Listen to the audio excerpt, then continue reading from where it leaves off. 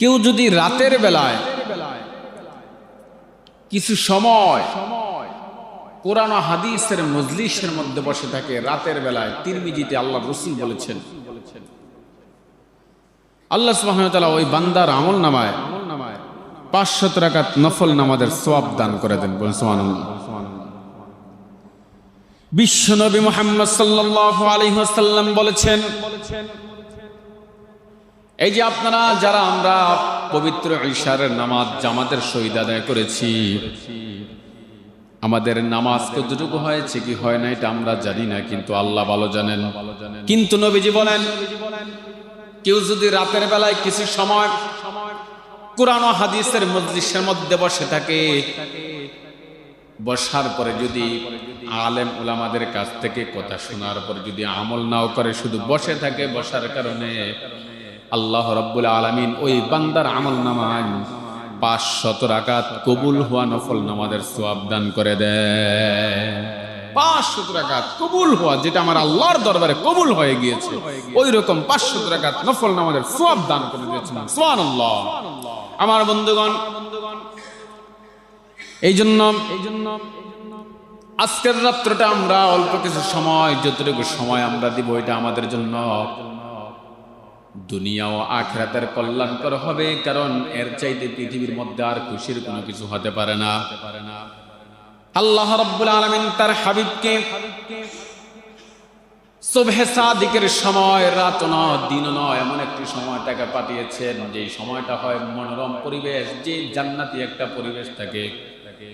জান্নাতের যে মনোরম পরিবেশ থাকবে, মা জান্নাতের মনোরম পরিবেশটা রাত হবে না দিন হবে না, তার মাঝখানের অবস্থাটা থাকবে শীততাপের মতো। আল্লাহ রাব্বুল আলামিন তার হাবিবকে দুনিয়ায় পাঠালেন। এই যে এমন একটি পবিত্র রজনীতে আল্লাহ সুবহানাহু ওয়া তাআলা তার হাবিবকে পাঠিয়েছেন। কেন তাকে আল্লাহ তাআলা পাঠালেন? আল্লাহ রাব্বুল আলামিন কোরআন কারীমের মধ্যে সেই কথাটা বলেছেন, আলিফ লাম রা কিতাবুন আনজালনাহু ইলাইকা লিতুখরিজান নাস মিনাজ-যুলুমাতি ইলান নূর।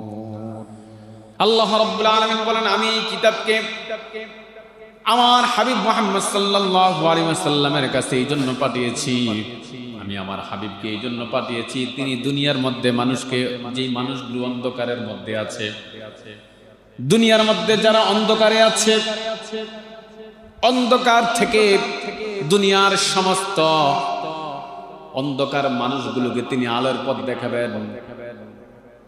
এই অন্ধকারটা কিন্তু কোনো রাতের অন্ধকার ছিল না, এটা ছিল জাহিলি যুগের এমন একটা যুগ ছিল, যে এমন সময় আমি আমার হাবিবকে দুনিয়াতে পাঠিয়েছি, যেই সমাজটা ছিল এমন একটি ঘৃণিত সমাজ, যেই রাষ্ট্রটা ছিল এমন একটি ঘৃণিত রাষ্ট্র, যেই সমাজের মধ্যে বাপ তার সন্তান হলে পরে জীবিত সন্তানটাকে অর্ধেক গর্ত করে মাটির মধ্যে পাথর চাপা দিয়ে নিক্ষেপ করে তাকে দ্বিখণ্ডিত করে দিত।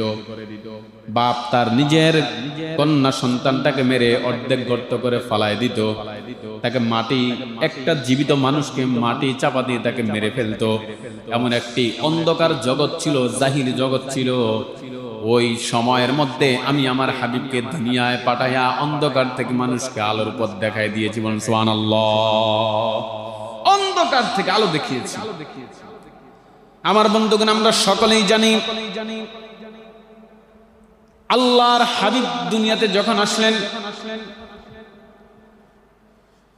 তিনি দুনিয়াতে আসার পরে কেমন একটি অন্ধকার ছিল, তিনি যে অন্ধকার দেখলেন, এসে বাবা তার নিজের সন্তানটাকে মেরে ফেলতেছে, মানে কন্যা সন্তান হলে পরেই তাকে মেরে ফেলতো, অর্ধেক গর্ত করে এটাতে পাথর চাপা দিয়ে বুকের মধ্যে তাকে মেরে ফেলা হতো। কেমন একটা জাহিলি জগৎ ছিল, কেমন একটা অন্ধকার জগৎ ছিল। একজন সাহাবী আল্লাহর রাসূলের কাছে গেলেন, গিয়ে আল্লাহর রাসূলকে বলল, ইয়া রাসূলুল্লাহ, ইয়া হাবিবাল্লাহ, আমি তো কালিমা গ্রহণ করলাম, ইসলাম কবুল করলাম, আমার গুনাহ কি মাফ হয়েছে কিনা? নবীজি বলল, তুমি যখন বলেছিলে লা ইলাহা ইল্লাল্লাহু মুহাম্মাদুর রাসূলুল্লাহ,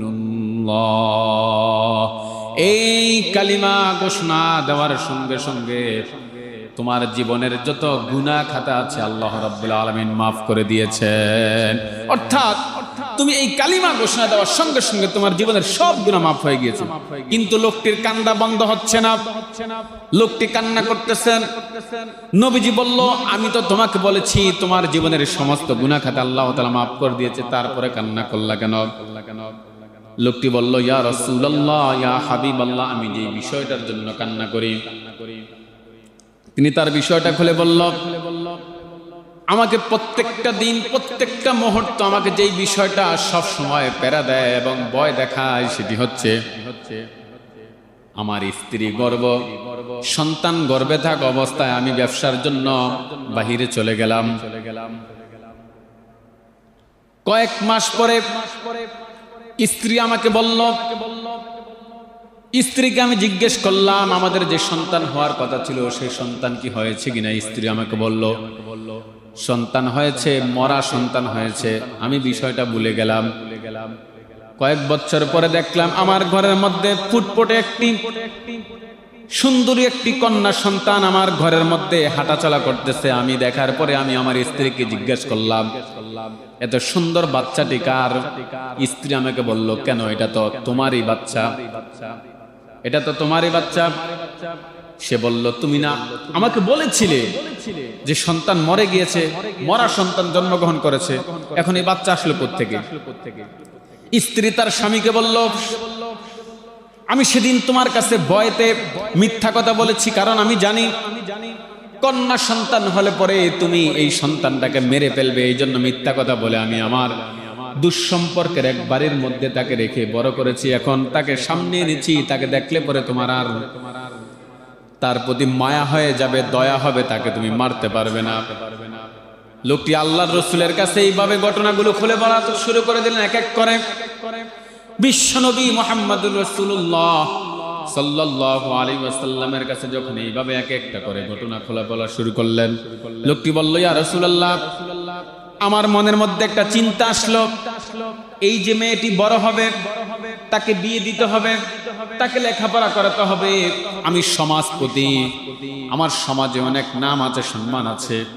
আমার মেয়ে অন্যের বাসায় গিয়ে রান্না বান্না করবে, ঘর গোছাবে, কাজকর্ম করবে, এটা আমি মেনে নিতে পারবো না। আমার মধ্যে যখন এই চিন্তাটা আসলো, আসার পরে আমি আমার স্ত্রীকে বললাম, স্ত্রী, বাচ্চাটাকে সাজিয়ে দাও, আমি তাকে নিয়ে বেড়াতে যাব। আমার স্ত্রী সরল মনে আমাকে বাচ্চাটাকে সাজিয়ে দিল, সুন্দর করে সাজুগাজু করে আমার সঙ্গে দিল। আমি বাচ্চাটাকে নিয়ে সামনের দিকে অগ্রসর হলাম। কিছুক্ষণ সামনের দিকে বাচ্চাটা আমার আগে চলে যায়, আবার সে পিছনে যায়, আবার সামনে গিয়ে আমাকে বাবা বলে ডাকে। তাকে নিয়ে এইভাবে করে আমি যখন সামনে গেলাম, আমি যখন পাহাড়ের উপরে উঠে গেলাম, পাহাড়ের উপরে উঠার পরে পাহাড় থেকে আমি আমার কাঁধের থেকে তরবারি নামালাম, মাটি খোঁড়ার যন্ত্র বের করলাম, মাটি খোঁড়া শুরু করে দিলাম। বাচ্চাটা আমাকে জিজ্ঞেস করতেছে, বাবা, তুমি এত কষ্ট করে এখানে মাটি খোঁড়াচ্ছ কেন? বাচ্চাটা কিন্তু জানে না এই যে বাচ্চাটাকে আমি কিছুক্ষণ পরে মেরে ফেলবো, বাচ্চা তো জানে না। বাচ্চা আমাকে বারবার বলতেছে, বাবা, তুমি এই মাটিগুলো খোঁড়াচ্ছ কেন, মাটি কাটতেছে কেন, মাটি দিয়ে কি করবে? আমি যখন মাটিগুলো খোঁড়াচ্ছিলাম, এমন তো অবস্থায় আমার গায়ের ভিতরে মাটি লাগতেছে, কাপড়ের মধ্যে। মেয়েটি আমার গায়ের মাটিগুলো সরাই দিচ্ছে আর বলতেছে, বাবা, তুমি এখানে কি করবা? লোকটি বলল, ইয়া রাসূলুল্লাহ, ইয়া হাবিবাল্লাহ, গর্তটা যখন খনন করা হয়ে গেল, মেয়েটার হাত পাও যখন আমি বাঁধা শুরু করে দিলাম, মেয়েটার বুঝতে বাকি রইল না, মেয়েটি বুঝতে পেরেছে আমি তাকে মেরে ফেলবো, আমি তাকে আর রাখবো না। মেয়েটি চিৎকার করা শুরু করে দিয়েছে, বলল, বাবা, তুমি আমাকে মেরো না, আমি তোমাকে সমাজের মধ্যে বাবা বলে পরিচয় দিব না, আমি তোমাকে বাবা বলে সমাজে পরিচয় দিব না। তোমাকে ছোট করব না, তারপরে তুমি আমাকে মেরো না। লোকটি বলল, ইয়া রাসূলুল্লাহ, ইয়া হাবিবাল্লাহ, আমার দেহের মধ্যে, আমার কলিজার মধ্যে মেয়েটির জন্য একটু মায়া হলো না। আমি মেয়েটির কথা না শুনে মেয়েটাকে হাত পা বেঁধে সজরে কুয়ার মধ্যে নিক্ষেপ করলাম, মাটির মধ্যে নিক্ষেপ করলাম। মেয়েটি একটি চিৎকার দিল। তারপরে আমি যখন নাকি মেয়েটার মধ্যে পাথর চাপা দিয়ে মেয়েটাকে উত্তপ্ত করে একটা পাথর মারলাম, পাথর মারার সঙ্গে সঙ্গে মেয়েটা একটা চিৎকার দিয়ে বলল, বাবা। চিৎকার করলে বলল, বাবা, তোমার মতো বাবা যেন আর কোনো মানুষের এই দুনিয়াতে না আসে। এই কথাটা বলার সঙ্গে সঙ্গে পাথরটা মারার সাথে সাথে মেয়েটার বুকটা জাজরা হয়ে চিৎকারে রক্তগুলো বের হয়ে গেল। ইয়া রাসূলুল্লাহ, আমি এত বড় একটু অন্যায় করে ফেলেছি। হাদিসের মধ্যে এসেছে, আল্লাহর রাসূল যখন নাকি সাহাবী কাহিনী বলা শুরু করলেন, বলার সঙ্গে সঙ্গে আল্লাহর রাসূলের চোখ থেকে অজস্র জরায় পানি পড়ে জমিনের মধ্যে পড়তে শুরু করে দিয়েছে। এমন একটি সমাজ ছিল যেখানে কন্যা সন্তান হওয়া তাই পাপ ছিল, অন্যায় ছিল, অপরাধ ছিল। সেই সমাজটাকে আল্লাহর রাসূল এসে এটাকে আলো দেখায় দিয়েছেন। কেমন সমাজ দিয়েছেন এবং নারীদের প্রতি কেমন ভালোবাসা তিনি দিয়েছিলেন।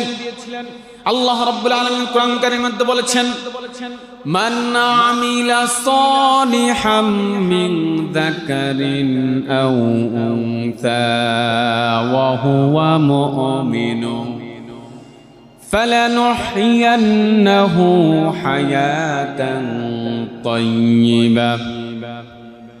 নারী অথবা পুরুষ, পুরুষ অথবা নারী, যারা এই দুনিয়ার মধ্যে নেক আমল করবে, আমলে সালেহ করবে, আমি তাদেরকে দুনিয়ায় স্বাচ্ছন্দ্যপূর্ণ জীবন যাপনের তৌফিক দিয়ে দিব এবং পরকালে তাদের জন্য যেই জিনিসটা করবে আল্লাহ তাআলা বলেন, ওয়ালানাজিজিয়ান্নাহুম আজরাহুম বিআহসানি মা কানু ইয়ামালুন। নারী অথবা পুরুষ, পুরুশ অথবা নারী, যারা এই দুনিয়াতে নেক আমল করবে, আমলে সালেহ করবে, ভালো ভালো কাজ করবে, আমি তাদের জন্য রেখে দিয়েছি কিয়ামতের দিন আমার পক্ষ থেকে পুরস্কার। বলেন সুবহানাল্লাহ। অন্য আয়াতে আল্লাহ রাব্বুল আলামিন বলেন, সূরা মুমিনুনে বলেন, ওয়ামান আমিলা সালিহাম মিন যাকারিন আও উনসা ওয়া হুয়া মুমিনুন ফাউলাইকা ইয়াদখুলুনাল জান্নাহ। নারী অথবা পুরুষ, যারা এই দুনিয়াতে নেক আমল করবে, আমলে সালেহ করবে, কিয়ামতের দিন আমি তাদের জন্য রেখে দিয়েছি আমার জান্নাত। বলেন সুবহানাল্লাহ। এই আয়াতে কালিমা আল্লাহ তাআলা অর্থাৎ নারীদেরকে কোথা থেকে কোথায় নিয়ে এসেছেন। যেই সমাজের মধ্যে নারীদের কোনো সম্মান ছিল না, ইজ্জত ছিল না, মর্যাদা ছিল না, সেই সমাজ থেকে, অন্ধকার যুগ থেকে আল্লাহর হাবিবকে আল্লাহ তাআলা পাঠিয়ে মেয়েদেরকে একেবারে রানীর সিংহাসনের মধ্যে বসায় দিয়েছেন। বলেন সুবহানাল্লাহ।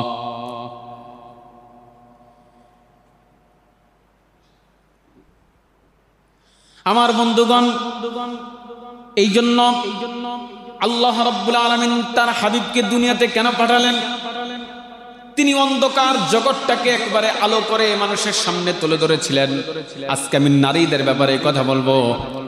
আমার সম্মানিত মা বোনেরা, ইসলাম আপনাদেরকে ইসলাম আসার আগে, ইসলামী সমাজ আসার আগে আপনাদের কোনো দাম ছিল না সমাজে, একেবারেই কোনো দামই ছিল না। বাপ তার নিজের সন্তানকে মেরে ফেলতো তখন। আল্লাহ রাব্বুল আলামিন তার হাবিবের দ্বারা কোরআনুল কারীম আল্লাহ রাব্বুল আলামিন বলেছেন, হুন্না লিবাসুল লাকুম ওয়া আনতুম লিবাসুল লাহুন্না। কোরআনুল কারীম আল্লাহ রাব্বুল আলামিন বলেন, পুরুষ আর নারী একে অপরের সহযোগী। আল্লাহ রাব্বুল আলামিন তাদের ব্যাপারে কত সুন্দর কথা বলেছেন। দেখেন, এই পৃথিবীর মধ্যে একজন মহিষী নারী ছিলেন, আল্লাহর হাবিবকে সবচাইতে বেশি যিনি আগলায় রেখেছিলেন, ভালোবাসা দিয়েছিলেন, এবং আল্লাহর হাবিব তাকে একেবারেই জিরু থেকে হিরু বানায় দিয়েছিলেন, নারীর সিংহাসনের মধ্যে বসায় দিয়েছিলেন। আমরা সকলেই জানি নূর নবী মুহাম্মদ সাল্লাল্লাহু আলাইহি ওয়াসাল্লাম তিনি যখন নাকি ইসলামের দাওয়াত দেওয়া শুরু করলেন, এই পৃথিবীতে তার সহযোগী হিসাবে তখন কেউ ছিল না। যেই ব্যক্তিটা সর্বপ্রথম তার সহযোগী হিসাবে এসেছিলেন তার নাম ছিল, তিনি একজন মহিলা ছিলেন এবং তার নাম ছিল আম্মা জান খাদিজাতুল কুবরা রাদিয়াল্লাহু তাআলা আনহা। তিনাকে আল্লাহর হাবিব কোথায় উঠিয়েছেন দেখেন।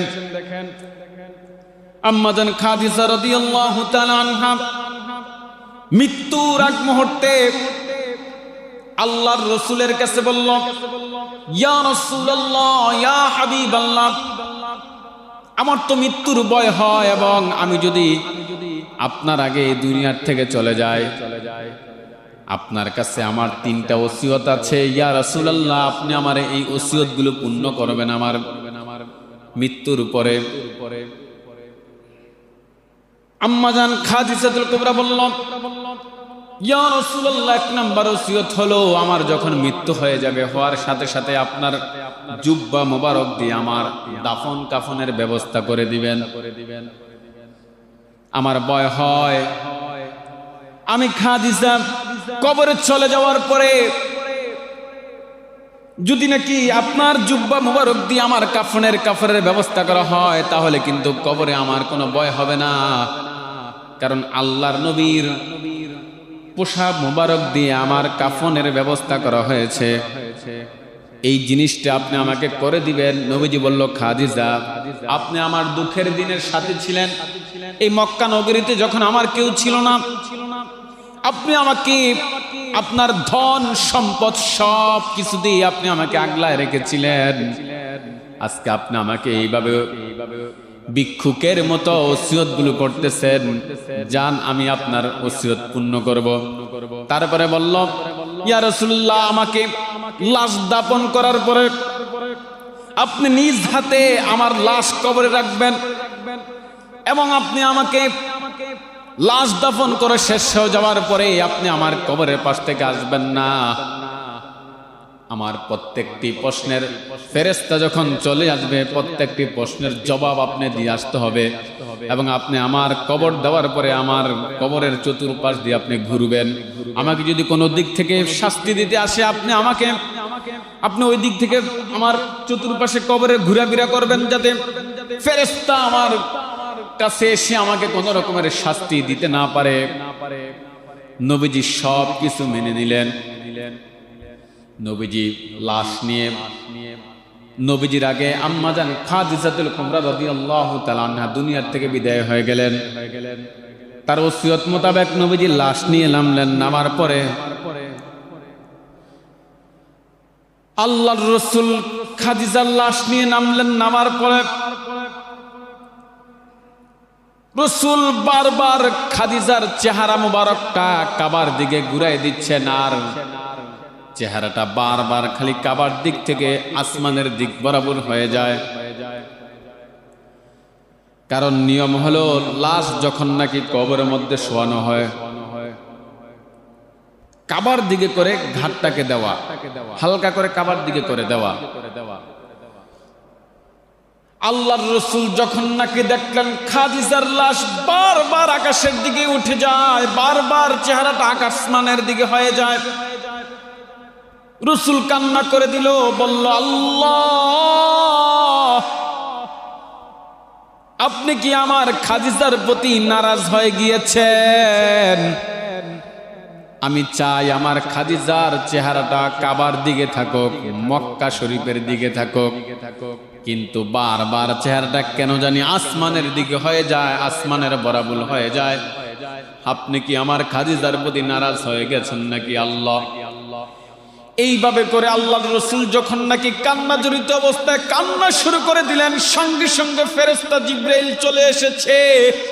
এসে বলল, ইয়া রাসূলুল্লাহ, ইয়া হাবিবাল্লাহ, আপনি বারবার খাদিজার চেহারা মোবারকটা কাবার দিকে করে দিচ্ছেন, আর চেহারাটা বারবার খালি আসমানের দিকে হয়ে যায়, কাবার দিকে থাকে না।